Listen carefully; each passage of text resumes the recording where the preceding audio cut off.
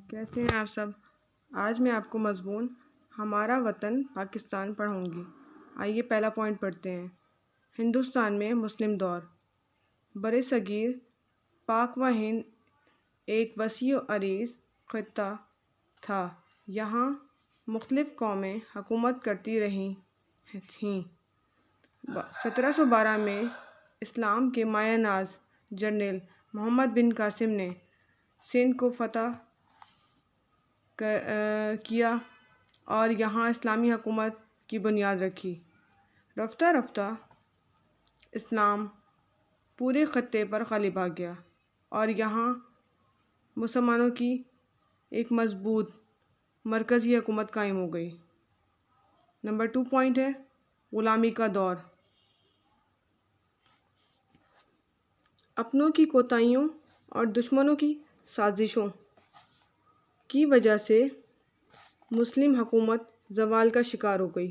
انگریز یہاں تجارت کی غرض سے آئے تھے اور آخر وہ پورے برصغیر میں قابض ہو گئے۔ انگریزوں نے یہاں کے باشندوں کو 200 سال تک غلامی کی زنجیروں میں جکڑے رکھا۔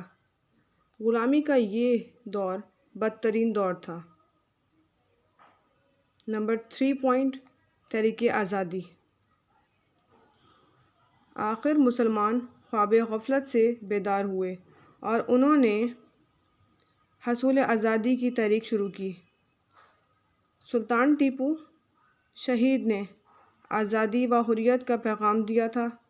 آپ قوم کو سر سید احمد خان، مولانا شبلی، مولانا حالی اور مولانا ظفر علی خان جیسے عظیم رہنما میسر آئے، جنہوں نے قوم کو ایک نئی زندگی کا پیغام دیا۔ ان سب سے بڑھ کر علامہ اقبال نے اپنی شاعری کے ذریعے سے قوم میں ایک نیا جذبہ پیدا کر دیا۔ نمبر 4 پوائنٹ دو قومی نظریہ۔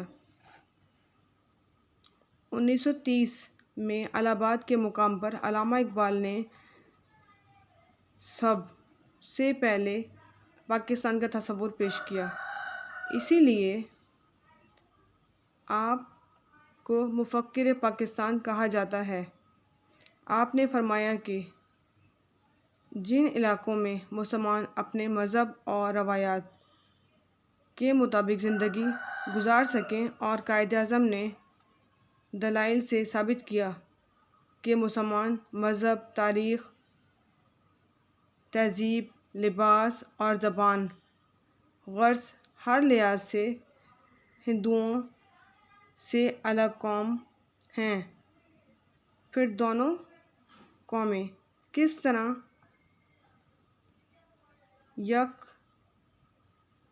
یکجا رہ سکتی ہیں؟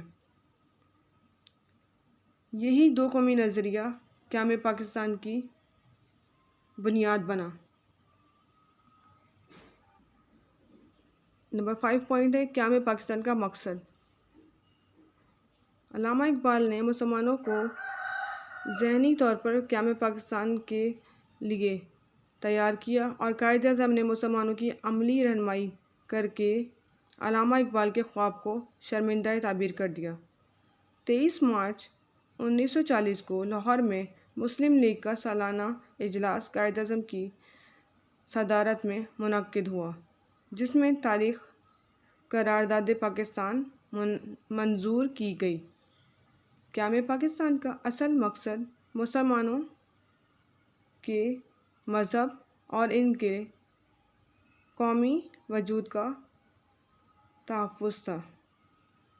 مسلمانوں نے یہ خطہ زمین اس مقصد کے لیے حاصل کیا کہ وہ اپنی انفرادی اور اجتماعی زندگیاں اسلامی تعلیمات کے مطابق گزار سکیں۔ نمبر 6 پوائنٹ ہے نوجوانوں کی ذمہ داری۔ ہمارے نوجوان قوم کا سب سے قیمتی سرمایہ ہیں۔ مستقبل کی عظیم ذمہ داریاں نوجوانوں نے ہی سنبھالی ہیں۔ اس سلسلے میں طلباء پر بھاری ذمہ داریاں عائد ہوتی ہیں، قائد اعظم طلبہ کو قوم کا سب سے قیمتی سرمایہ سمجھتے تھے اور ان سے بے پناہ محبت کرتے تھے۔ قوم کو اچھے ڈاکٹروں، انجینئروں، حکمرانوں اور دیگر اعلیٰ تربیت یافتہ افراد کی ضرورت ہے۔ اس لیے طلبہ کو چاہیے کہ وہ پوری محنت اور لگن کے ساتھ اپنی تعلیم کی طرف توجہ دیں تاکہ ملک و قوم کا مستقبل روشن ہو۔ نمبر 7 پوائنٹ ہے پاکستان کا مستقبل۔ اللہ تعالیٰ کے فضل و کرم سے پاکستان کا مستقبل تابناک ہے۔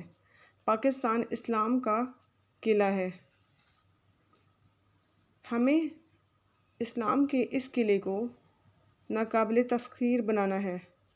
پاکستان نہ صرف اس خطے کے مسلمانوں کے تحفظ کا ذریعہ ہے بلکہ یہ پورے عالم اسلام کے لیے ایک بہت بڑا سہارا ہے۔ ہمیں لگاتار محنت، لگن اور خلوص سے کام لے کر پاکستان کو ایک مثالی فلاحی مملکت بنانا ہے۔ قائد اعظم کی روح آج بھی پکار کر کہہ رہی ہے، ہم لائے ہیں طوفان سے کشتی نکال کے، ہم لائے ہیں طوفان سے کشتی نکال کے، اس ملک کو رکھنا میرے بچوں سنبھال کے۔ ہم لائے ہیں طوفان سے کشتی نکال کے، اس ملک کو رکھنا میرے بچوں سنبھال کے۔